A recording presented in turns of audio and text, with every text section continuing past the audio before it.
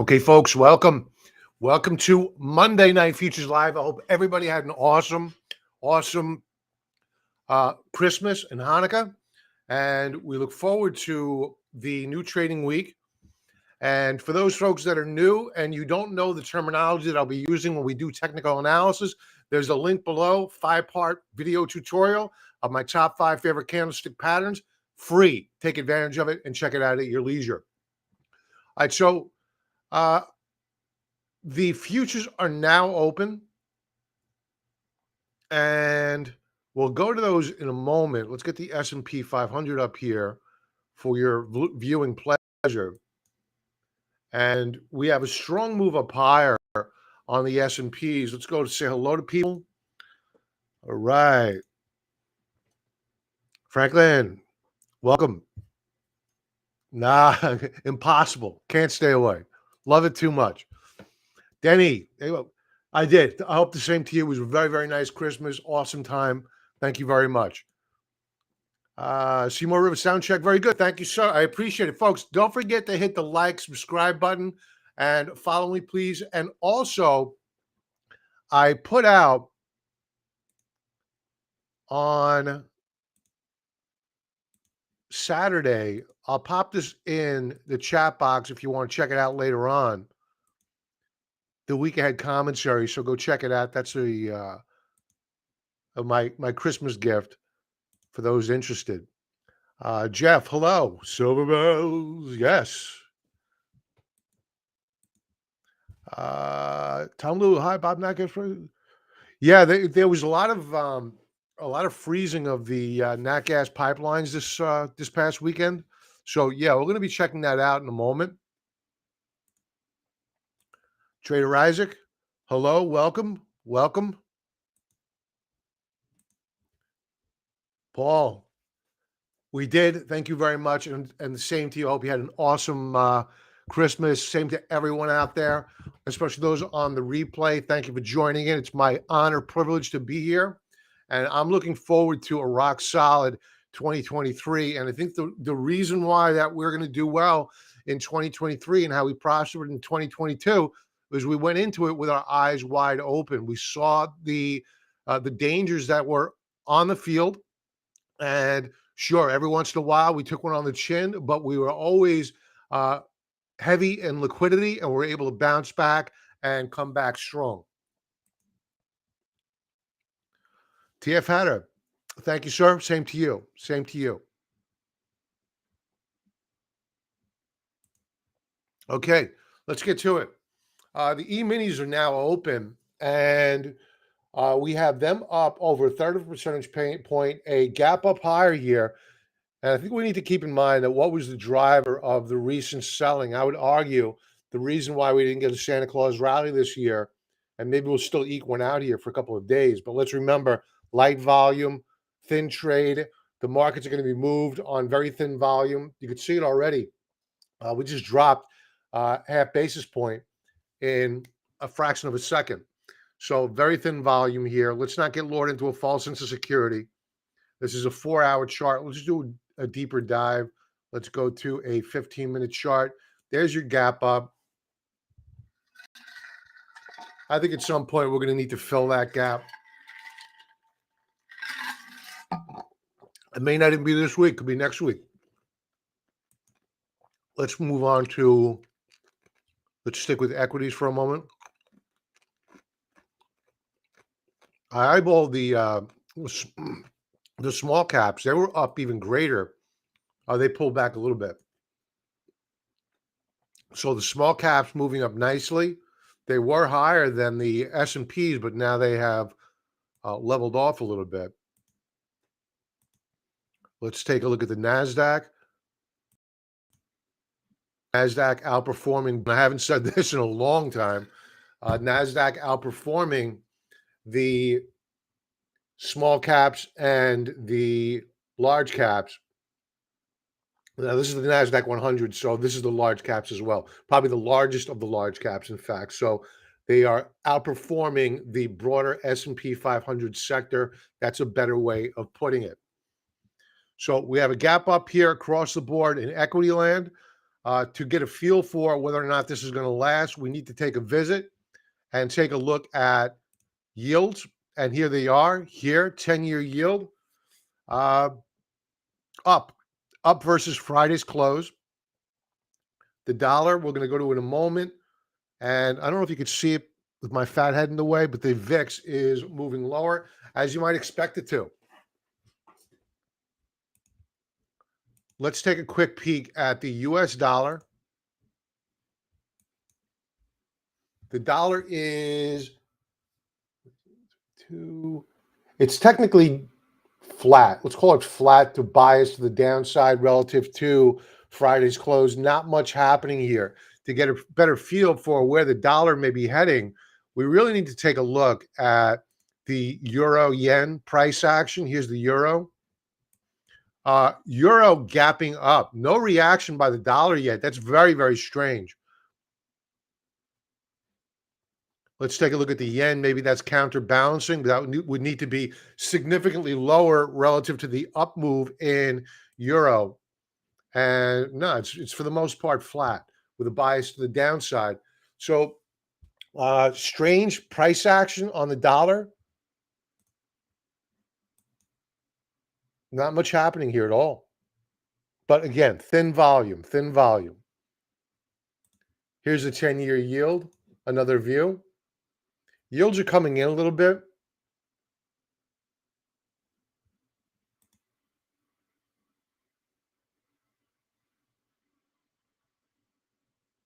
Let's take a look at commodities. Oil. Whoa. Oil up 1% in the pre-market.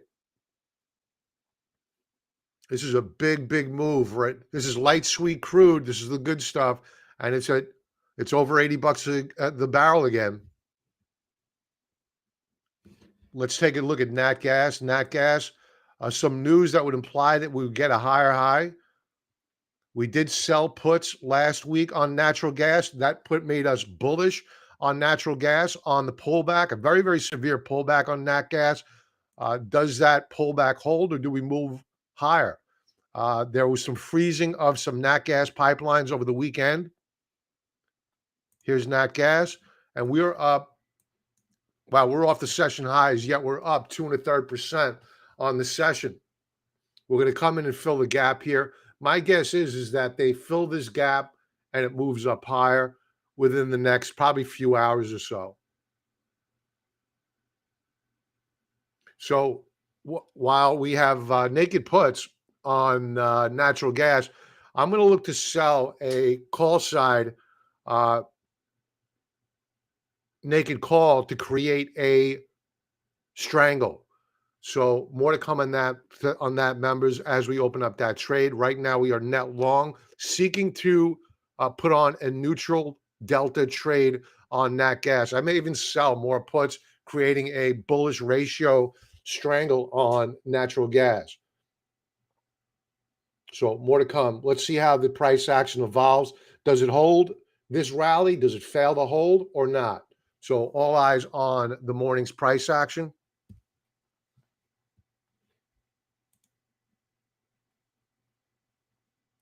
Let's take a look at gold.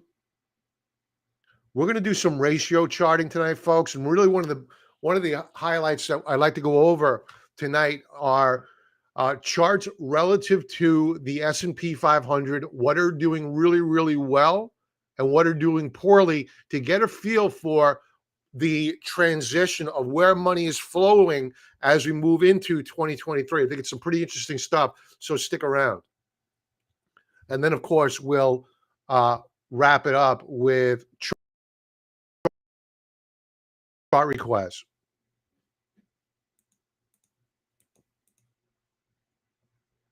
Pat, hey, Bob, they took my Amazon at the close Friday. We'll look to re-enter. Also, we're going to go over a chart of Tesla in a moment. It could go down to 100. But I think that before it does that, we're going to get a counter trend rally on Tesla, maybe a retest of, not a retest, maybe a test of 115 to 110.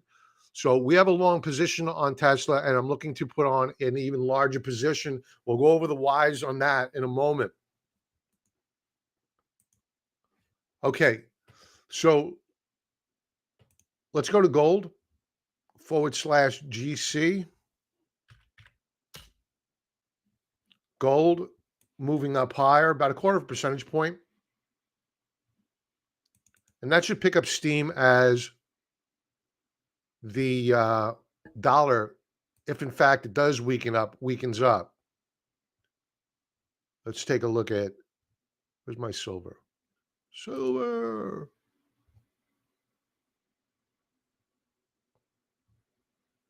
Was it SL?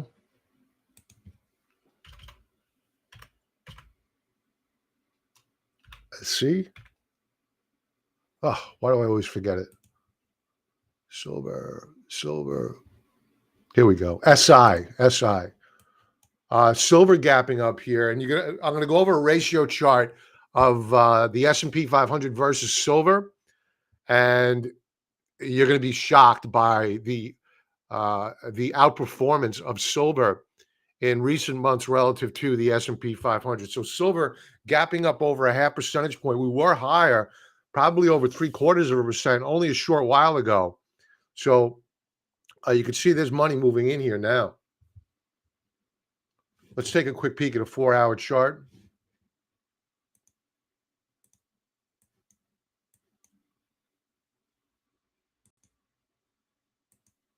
They're flirting with a breakout on 4-hour time frame on silver. Let's take a look at agriculture. Agriculture had a pretty good week as measured by the DBC, which is the tracking ETF for agriculture. And we'll go over a few of these. I don't want to go over soybean oil. Wrong one. Corn, very strong 2-week back-to-back rally. We're at resistance. I think this gets resolved to the upside. Wheat, a very similar chart, back-to-back up weeks after a brutal sell-off from its highs. And it looks as though we're getting ready to move on up. And when I talk about the tracking ETF, DBC, we want to take a look at it, weekly time frame, and you can see that this is putting in some serious consolidation. There's your trading range. We break out above 25.80. It's going to be game on here to the long side. I think this could be bought, and we'll go over the whys behind that in a moment. There's a lot of debate out there about 2023, whether we're going to have inflation, whether we're going to have deflation. We're going to go over all that in a moment. Stick around. Copper, not an agriculture product, but it's in front of me. Strong week last week. This is today's price action. It's up on the session. Let's wrap it up with soybeans.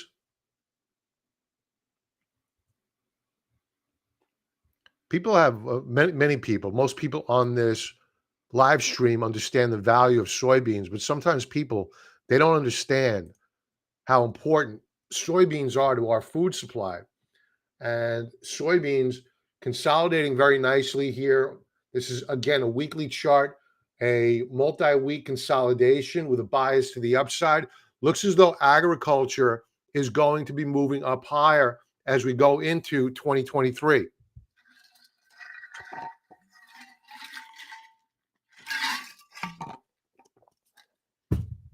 Did I miss anything? I think I got it all. Let's quickly check back in with the NASDAQ. 15-minute view. Picking up steam here. We're back towards the highs of the session. Again, very thin volume. The computers are in control this week. Remember, all the top dog, big whale traders, they're in Stad, in Aspen, etc. They are not at their desks. Okay, let's get to it. All right, so let's talk a little bit about, I need to refresh my screen because I changed screens. It is not your computer.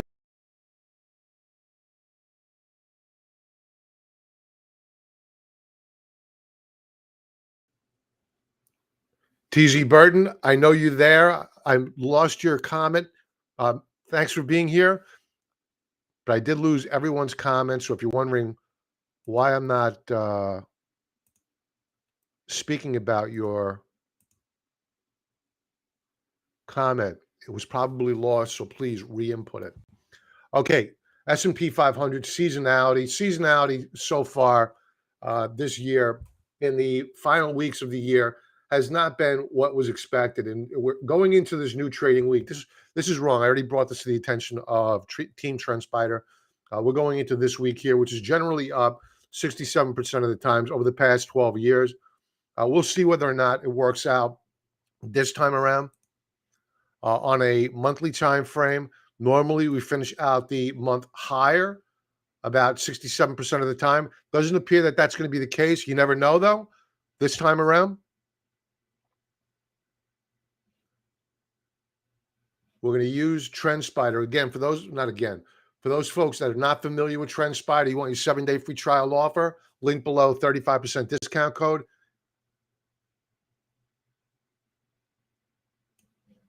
Okay. So before I go into any type of doom and gloom, I want to acknowledge something, okay? Because I don't want to be constantly doom and gloomish, right? There's always in the back of my mind, I could be wrong, right? So I don't want to come on here and pontificate and point out the dangers that are in this market without saying that, hey, you know what? Simply because I believe that the first half of this year, or 2023, is probably going to be a pretty bearish time period. It doesn't necessarily mean that we're going to finish off the year lower on the year, right? I don't give year-end forecasts because I don't know. I'm not that smart. And most guys on Wall Street, they hope their credibility is enhanced so much if they get it right one time. They'll go through the entire next year and say, you know what, Joe Kernan, I called it last year, and they get the accolades if they call it right. If they call it wrong going into the new trading year, where we're going to be, nobody calls them out on it. So, and they're not going to bring up the fact that they were wrong, but they will bring up the fact that they are right. Me, I like to say, I don't know. I don't know where we're going to end up at the end of the year. There's way too much out there, way too many moving parts. So that being said, yes, we've had stock market crashes, corrections, all these years, and recovered every time, making new all-time highs. I'm going to add on to this, and I don't like this time it's different, but this time around, you have a Federal Reserve that's as of this current time and place, they are dead set on trying to wean the markets off of Federal Reserve reliance. They want the markets to stand on their own. I find that shocking that they're going to be able to achieve that anytime soon, but that's one aspect that's different this time, I believe. And since 2000, the Federal Reserve, and you could argue since 1990, and 87 for that matter, since 87, the Federal Reserve has come to the rescue of these markets every single time.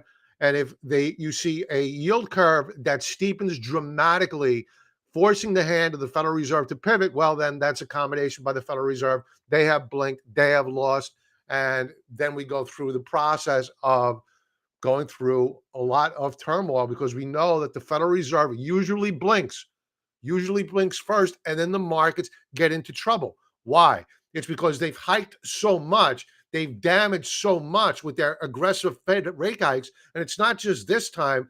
They've done it every single time. They've never gotten it right. There's never been a soft landing. They've spoken about it, but there's never been a soft landing. So we're going to acknowledge every time we crash, we go on to make new highs. Sure. Okay. We acknowledge it. It's a matter of how long it takes to make those new highs. Now, one thing that did change last week, we don't have earnings coming out this week, but I want to talk about something that changed last week. And that was when you had the release of Nike earnings, FedEx earnings, and CarMax earnings. The only three I was really interested in. And Nike, FedEx, I believe CarMax, I didn't go over their report all that much, but these are companies that have guided lower. And they came in with it meeting expectations or a slight beat versus dramatically cut expectations. So keep in mind what they beat on this time around was dramatically reduced forward-looking guidance. So were the stocks rewarded? Yeah, they were. They were. And in the case of CarMax, they reported on Thursday night and they rallied strong over 5% on Friday. You take a look at Nike, which reported earlier in the week, it had a fairly good week. It closed up nearly 9.75%. This is an outside reversal bar. I wouldn't buy the stock yet, but it's looking interesting. Taking a look at what? FedEx, FDX. They were up nearly 2.5%. So is this a market that is accepting of companies that are meeting or slightly beating reduced forward-looking guidance? It's good to see. It's good to see. It's a bit of a reprieve. Remember, last quarter, the quarter before, if these companies met with a slight bias to the downside moving forward, going into the next quarter, Q4, they got hammered. They were destroyed. So we may be seeing a little bit of an inflection point.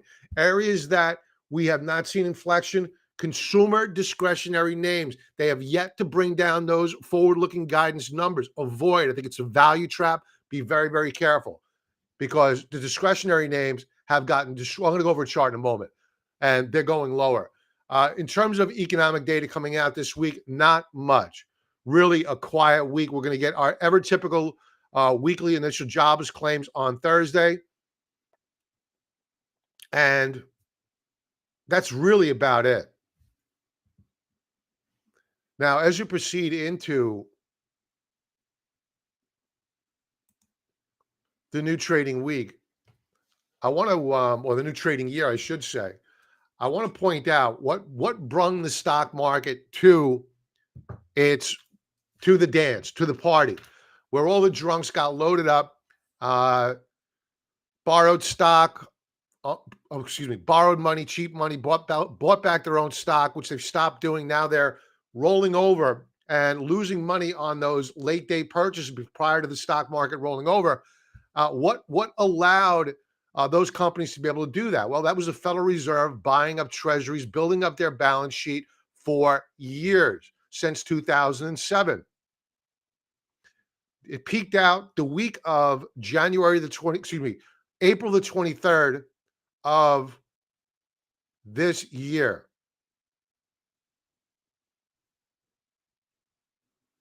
Actually, April the 13th of this year, the week of.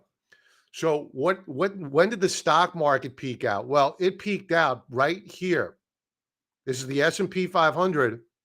And you could see that as the Fed's balance sheet rose, so did the S&P 500. Right? It rose along with it.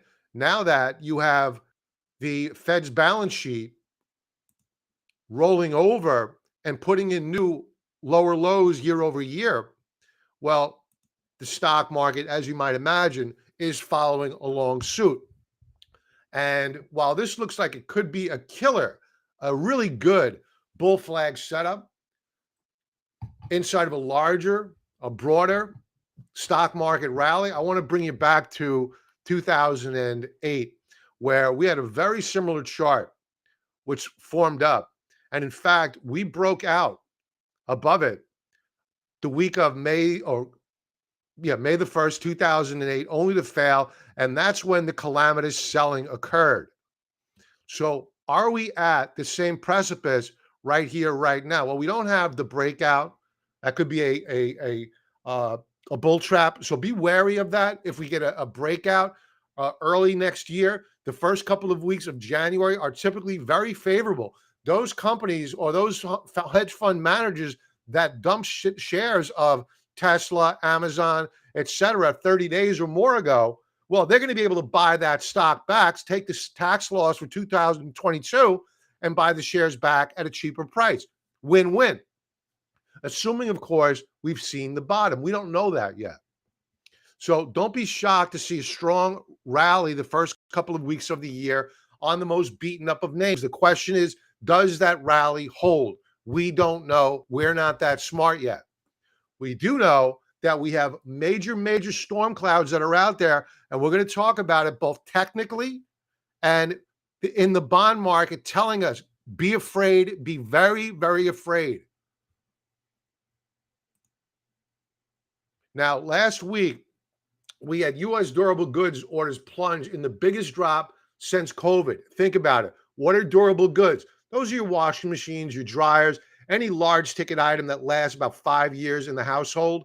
That's a durable good. And people have stopped spending. They're tapped out. They've tapped out their credit lines. They've tapped out their savings accounts to put gasoline in their car, home heating oil into their homes, and food on the table. The U.S. consumer is tapped. Now, I've pointed this out a number of times since June of this year, where we've had a major divergence in the jobs data. Now, you have the non-farm payrolls, which comes out once per month, and that is called the Establishment Survey. You also get another survey called the Household Survey, and they've gone like this, meaning non-farm payrolls prepared by the Bureau of Labor Statistics have come out much hotter, much stronger than the Household Survey, which shows us losing jobs. And I've said this could be a 1 month anomaly back in June, but that trend has continued to the point of being, let's give me a break here. This is shenanigans. And sure enough, I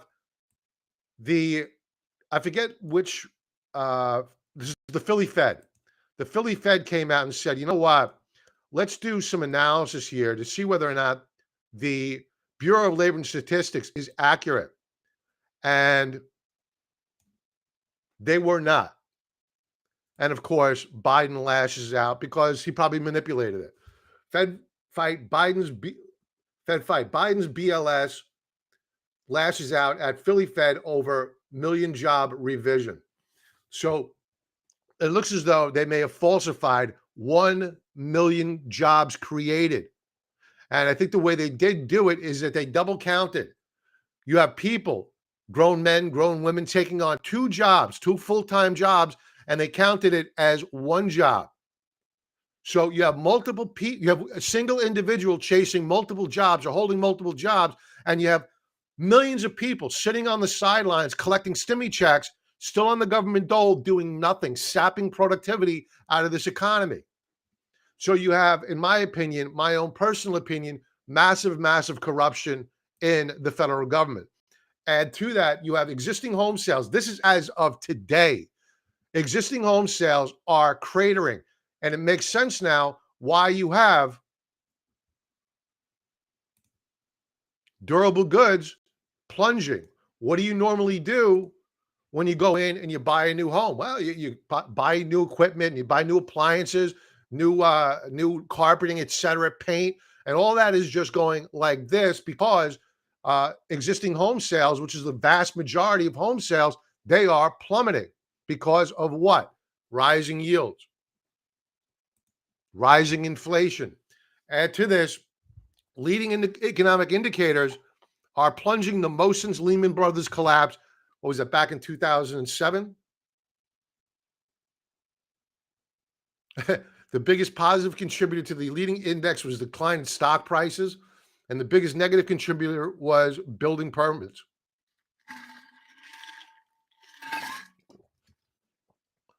And here's a chart of, I kind of skipped over this out of sequence here. Here's a chart of the household survey of jobs created versus the establishment survey. Now, the household survey is not the widely reported. It's the establishment survey. They are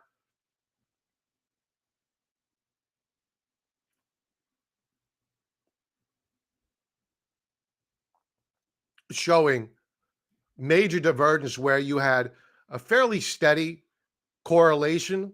You no longer have that correlation. It's really dropped off of a cliff.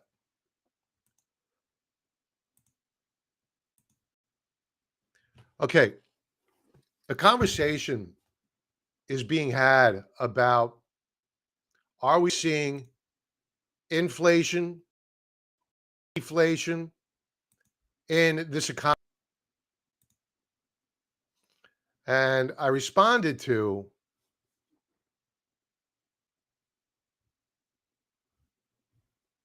this gentleman here. I don't know who he is, and this wasn't a shot at him. But remember, inflation is a double-edged sword. While inflation has helped earning previously, the deflation coming next year will drag on earnings growth as demand falls. He's using deflation. I would use the word disinflation, meaning a contraction in the rise of the rapid growth in inflation. It's just stalling out and coming in a little bit. Deflation is when you have prices really declining, and he's targeting a two handle on deflation or inflation. I don't think we're going to get that anytime soon. And the approximate reason of as to why we're not going to get that is that, let's face it, folks, the reason why we had inflation is that they shut down the economy, they shut down the means of production, and then sent checks out to people that weren't working, had nothing better to do than to go on Netflix and Amazon and spend the money that they were given, causing inflation, which we're still trying to catch up with the means of production. So you would think that the federal government, knowing that inflation is in fuego and just beginning to come down, would say, okay, we need to at least keep spending on par with last year. No, they didn't do that. They just passed 1.7 trillion in a spending bill. That is not our budget. This is discretionary spending. Discretionary spending is only a fraction of our overall percentage of the pie of what we spend. We have, by law, mandatory fiscal spending that needs to get done. Social Security, Medicare, Medicaid, that all needs to get paid out. Veterans health care, of course, they need to get taken care of. All these people that paid into the system need to get taken care of. But these villains, these absolute garbage truck human beings, they passed this spending bill last week. And what's it going to serve to do? It is only going to serve to spike inflation up yet again. They're going to try to sell treasuries onto the market. If the Federal Reserve does not step in and begin to increase their bond buying, yields are going to go like this. They're going to go up. And what's going to happen to housing sales? They're going to go down. What's going to go on with the economy? It's going to tank. Why? Nobody can buy durable goods. Nobody's got money to spend because interest rates and inflation are destroying them. They're destroying this economy. And these people are so corrupt. So corrupt. And when I say these people, I am not talking about Democrats. I am talking about the Republicans as well. And I would argue that they are even worse. You had 18 Republicans sign on in the Senate to vote for this bill. And where is that money going? In this turkey neck SOB? He's a Republican. He's the lead Republican. It's going over to the Ukraine to defend their borders. But here's the irony, and here's how bad things are. Arizona governor forced to dismantle $80 million cargo container wall he just built. And of the $1.7 trillion, money does go towards the Border Patrol, but they're not allowed to use that money to fight migration or migrants coming over the border, illegal aliens coming over the border. They need to use that money for food, housing for said migrants. But of course, $45 billion is going over to the Ukraine to defend their borders. This is the market that we are trading in right now. The corruption is through the roof, and it doesn't end there. We have utilities that are imposing rolling blackouts as U.S. power grid in emergency amid cold blast. We have the 2030 initiative where they want zero carbon output. They want electrical vehicles on the car. How are you going to charge up your car when your power grid freezes in the cold? This is the very textbook definition of insanity, doing the same thing over and over again and expecting a different outcome.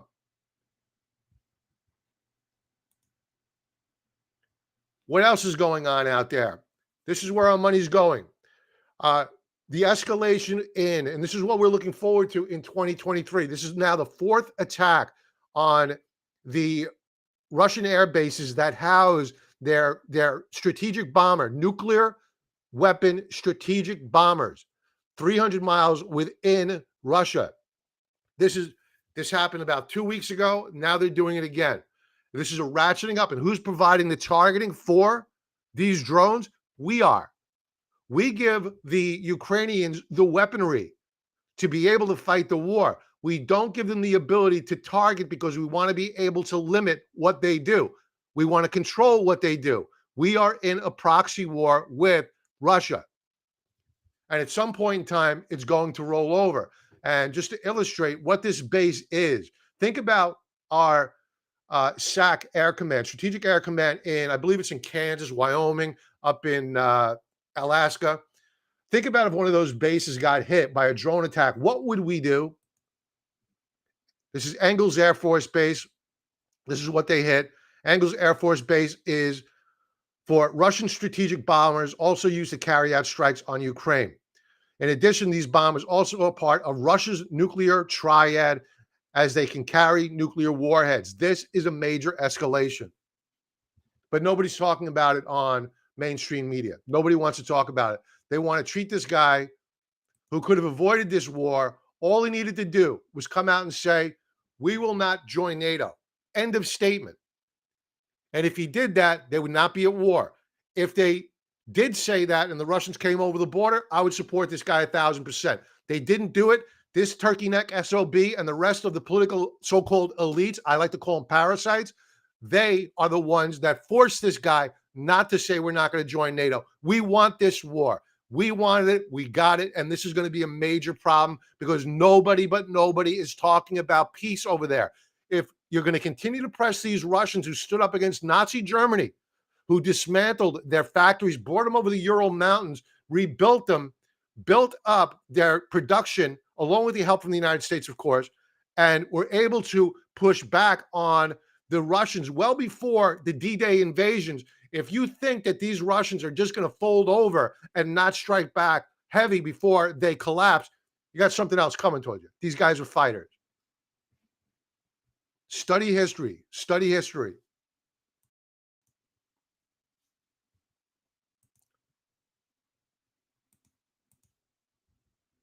Twitter files. I don't know if anybody's with Twitter files, folks, but you really need to take a look at what's going on over on Twitter and what our esteemed, honorable federal government has been doing, silencing people. And I'll share this out with you. You really need to, please, if you haven't taken a look at the Twitter files, go check it out.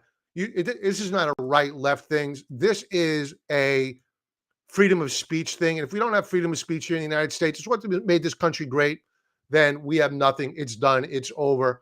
And we'll wither on the vine with the rest of the former democracies out there. So this is what else is coming in 2023, at least to the EU. Now, we have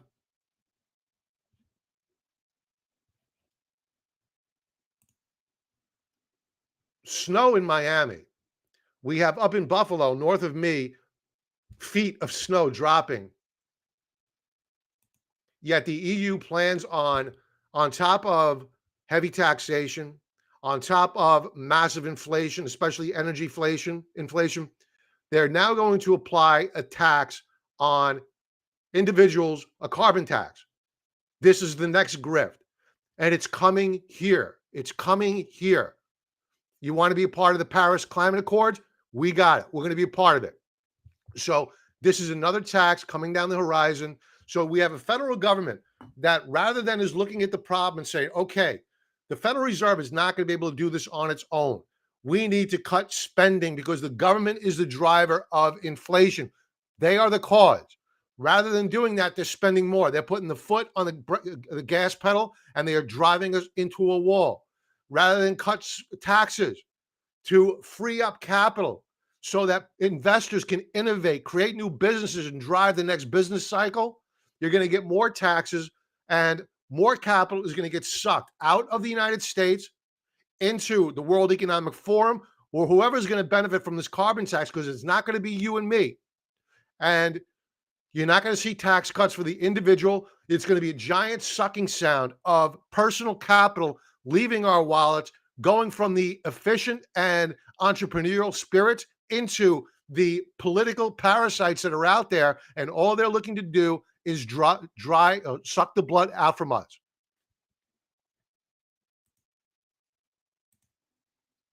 Kari Lake loses election appeal, vows to appeal. Arizona, yet again, in this commentary, front and foremost. So the law in Arizona is that while, that you can have a lot of somewhat fraud, you need to, what's the threshold? It has to be a planned, a coordinated effort to derail the elections. And the judge said, in your case, we don't believe that you've met the threshold. Yeah, there are a lot of horrible, horrible shenanigans going on, but we don't believe that it was a coordinated effort, which is any human being that's got any type of sense of logic would be able to latch on and say, you know what, this is disgusting. You have the person that's running against Kari Lake also certifying her own election. Give me a break here. This is a banana republic stuff. If we don't have our elections, the United States is done. It's done. We need freedom of speech. We need the Second Amendment. And we also need free and fair elections. And it looks as though they're withering on the vine. Lastly, as we proceed into the new trading year, we have, I don't know what's going on over in China, whether this is one big psyops on their own people or not, no clue, but there are a big question mark. And remember that if and when China does reopen, the pressure on commodity prices is going to send commodities through the roof. So this pullback that we've seen on oil is all a part of two things. One, of the Strategic Petroleum Reserve.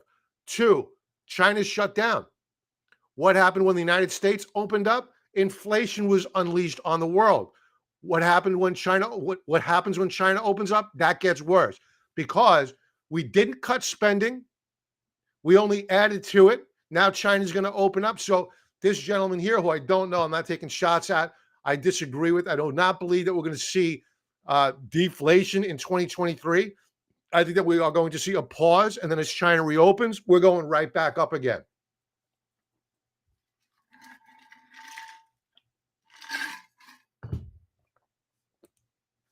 Let's do some comments. Then we're going to talk about where the money's flowing. Where is the money flowing? We're going to be using ratio charts relative to certain sectors relative to the S&P 500. This is going to give us a good light of where the money's flowing already into 2023. We want to be a part of that gravy train. We don't want to be a part of what's not working, maybe later on in the year after we have a major bottom in the markets. We haven't seen that yet, as measured by the VIX anyway. But right now, we want to ride the train of what is working. So we're going to talk about that. Let's do some comments.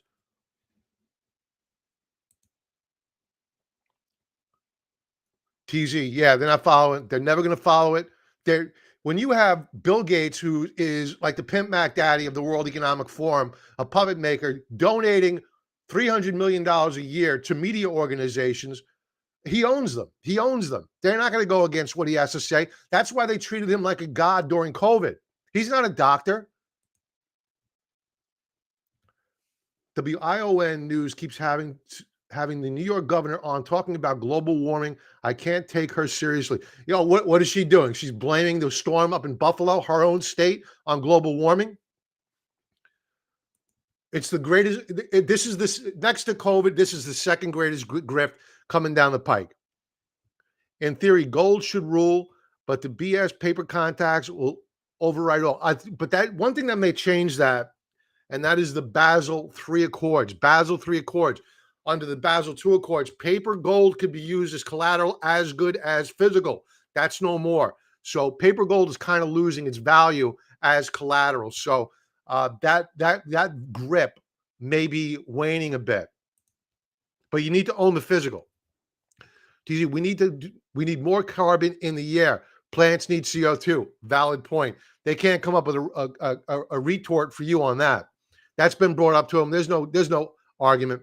The judge even admitted there was fraud. Yeah, but he said that it didn't meet a certain threshold to have a redo of the Maricopa elections or throwing out the election entirely.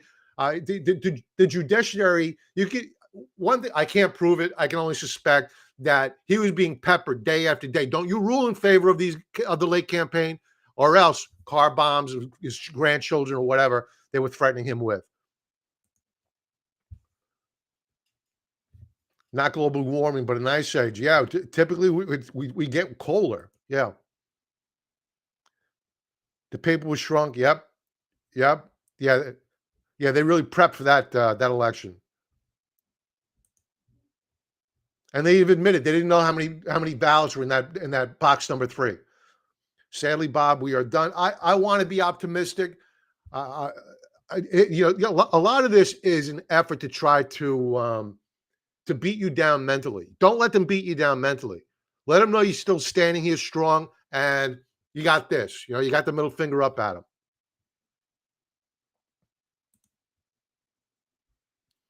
Everyone is bought and paid for, including local government. I'm betting that on another bailout in 2023. Well, they're already doing bailouts of pension funds.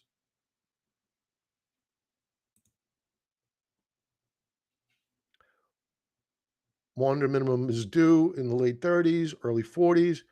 Could get another Carrington event anytime. I got to admit, I don't know what that is. So educate me. Maybe we'll cover it one time. Yeah, never. You got to show them you're toxically masculine. You got to embrace that toxic masculinity. Don't apologize for it. Stick with it. Stay strong, and go down fighting. If we have lost, go down fighting.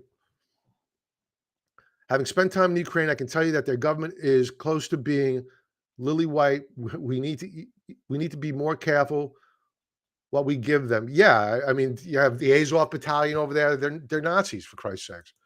So yeah, I mean, don't get me wrong. My developers are over in the Ukraine. They're very, very nice people, but for me to pay them, I need to use a third-party service. You can't use PayPal. You can't use Venmo to pay them over. You either have to use a third-party vendor site for to put developers and guys like me, site owners like me together, and you pay through their portal, or Western Union. I've had to pay through Western Union.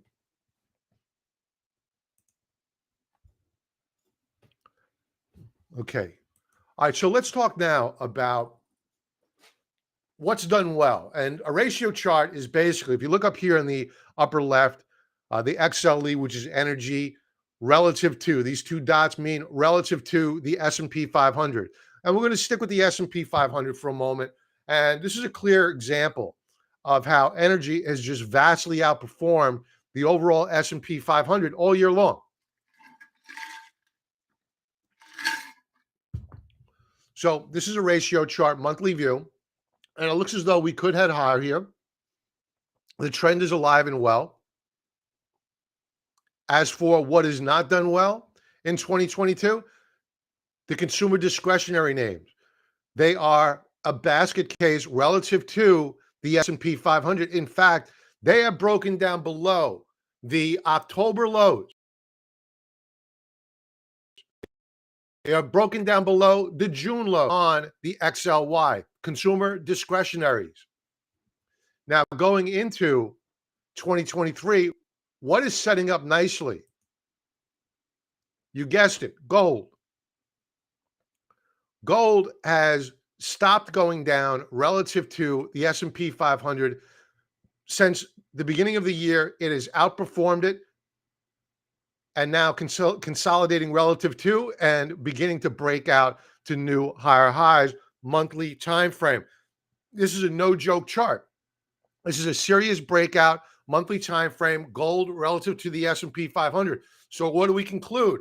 Relative to the S&P 500, gold is showing relative strength. So where do we want to be? Gold. Where else do we want to be? This is the GDM. This is the Gold Mining Index. You could buy the GDX, GDXJ, NUGT as a trading vehicle. That's a leveraged ETF, so be careful there. But GDM, the Gold Mining Index, is dramatically outperforming the S&P 500, far more greater than the gold price of gold.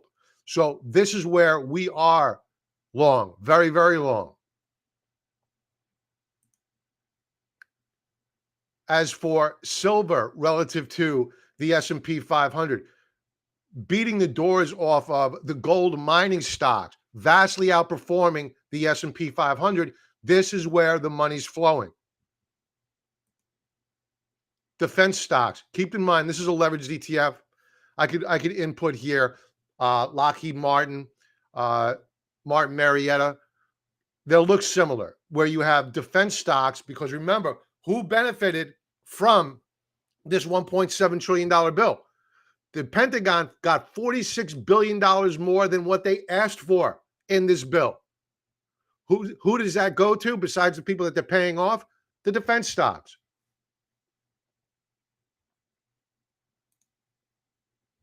What else is doing well? DBC. We spoke about this earlier. This is the agriculture ETF. It has been outperforming all year long the S&P 500, now consolidating relative to, and now beginning to pull up. Rick, thank you very much. I'll check this out later on, buddy. Appreciate it.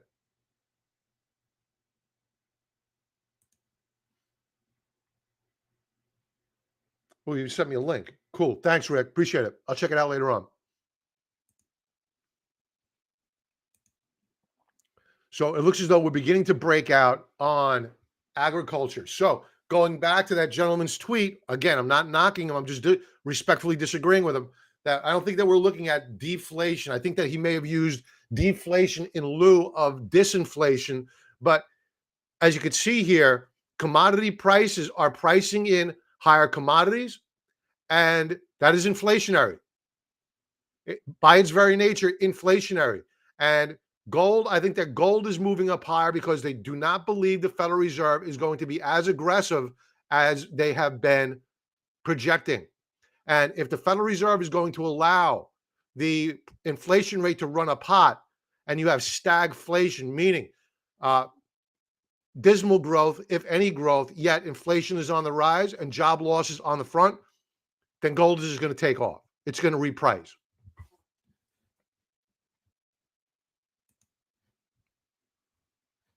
We'll come back to this in a moment. I want to talk a little bit about emerging markets and emerging markets ex-China. We are long of this. This is EMXC. This is emerging markets, no China, goose egg. And as you can see here, relative to, again, the S&P 500, we are in a downtrend channel, and we have broken out. So going into 2023, money is flowing into emerging markets. Why don't we want to be a part of China? The same reason why I don't want to be a part of Russia. I shouldn't have been a part of Russia. We get ticked off with Russia. We'll do this. Excuse me. We get ticked off with China. We could do the same thing that they did to Russia.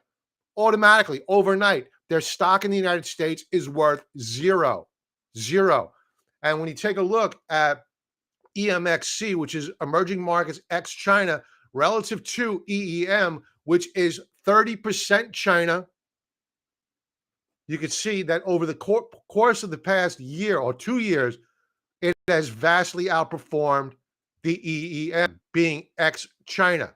You know, granted, sure, China had to bounce back on the hope that they were going to reopen, just like they did back here. We'll see if that happens. Either way, I do not want to be in talent. I do not want to be in an ETF where 30% of my investment could be cut off overnight, as was Russia. Check out the RSX chart, Russia ETF, gone. Okay, so I was asked about this chart and asked to do a more specific analysis of history on this chart. And for those not familiar, I know a lot of you out there, I go over this all the time. You're going to cringe. Some of you may have heard this before. You weren't listening. You want me to go over it again? I'm going to go over it again. This is the yield curve, 2s versus 10-year yield. We have an inverted yield curve, but something has changed here. And I've always warned that you don't worry about the inversion. You worry about the steepening, meaning when you stop going down and you begin to move up higher. So I was asked, hey, listen, at what point do you get the markets beginning to buckle at when the yield curve reaches a steepening point of X? What is X, right? At what point do the markets historically say, no mas, we're going down lower? Well, I did a little bit of analysis here over the past 3 bubbles that we've had. 2 of those bubbles we've peaked at just shy, we'll round it up to 0.2 of a steepening yield curve. So we have a positive yield curve. It's no longer inverted. It is beginning to steepen and no longer inverted. So we can conclude here that A, we may not get a massive sell-off as we begin to steepen. But once we cross the Rubicon at 0.2 up to the yield curve inversion, which we saw back in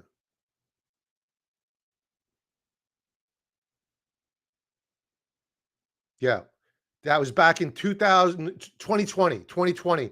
We went up to just over, let's call it 0.65 on a steepening yield curve.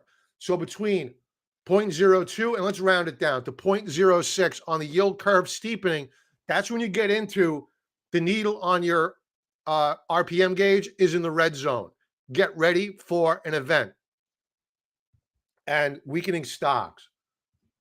And as you can see here on this month, we have already begun to flash a bullish key reversal bar.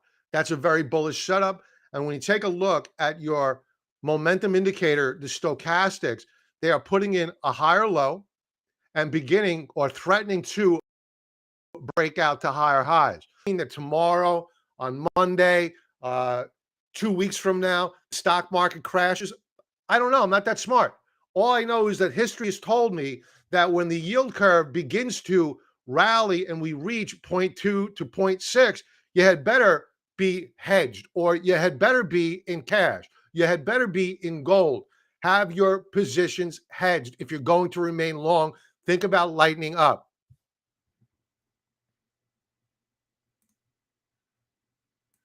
Now, one thing I want to point out, and this is a contrarian indicator that kind of fascinated me in a way.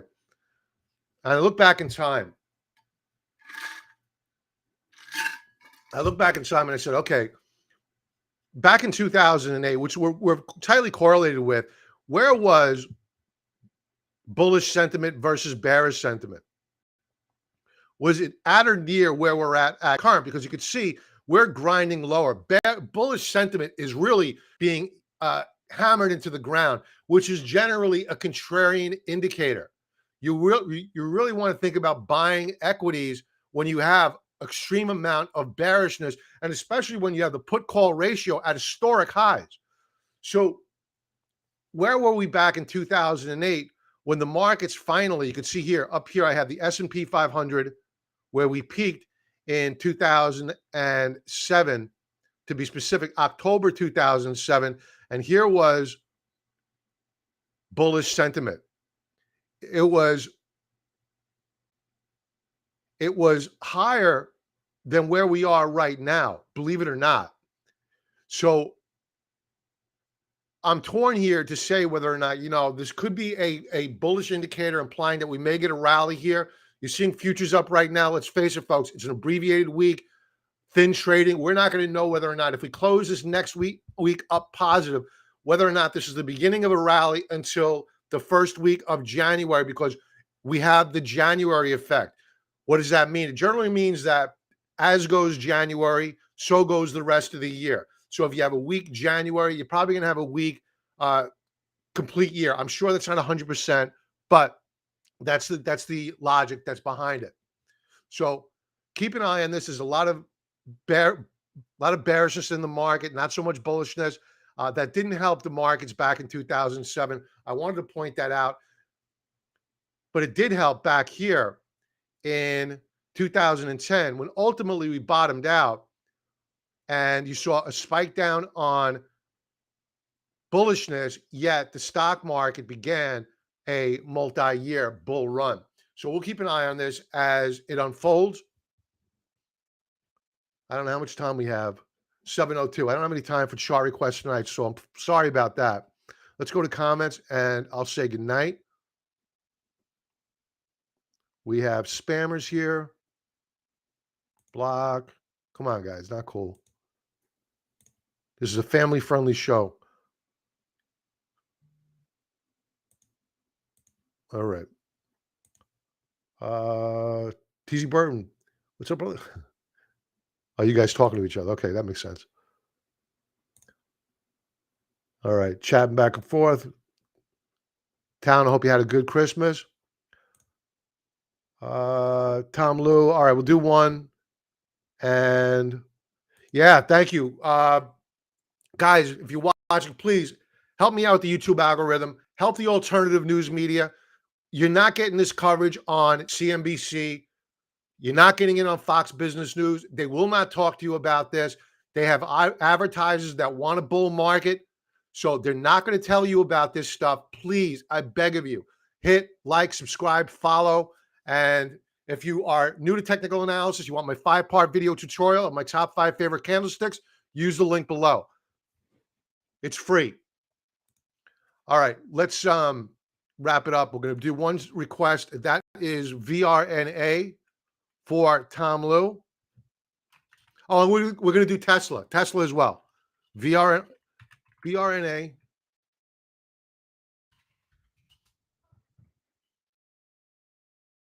Yeah, pharma is doing really, really well. Biotechs in particular.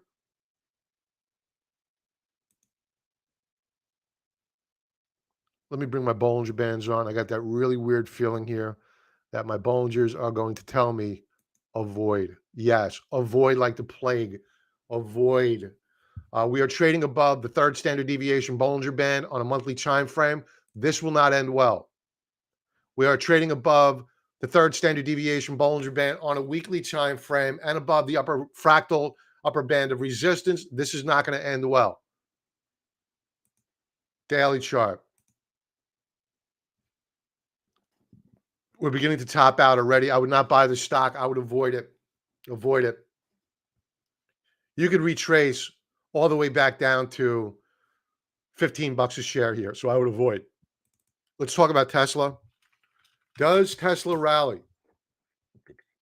For full disclosure, we have a position here. We have a Strangle position, and we also own the common stock. But we don't own so much common stock that I won't add more. The indicator I want to talk about here is the RSI. Everybody's familiar with this. It's your standard out-of-the-box RSI. A lot of people say that going below 30, that's oversold. That is a joke. That is an absolute joke. If you use that rule of thumb used by Technical Analysis for Dummies that you buy a stock when RSI goes down below 30, you will go broke.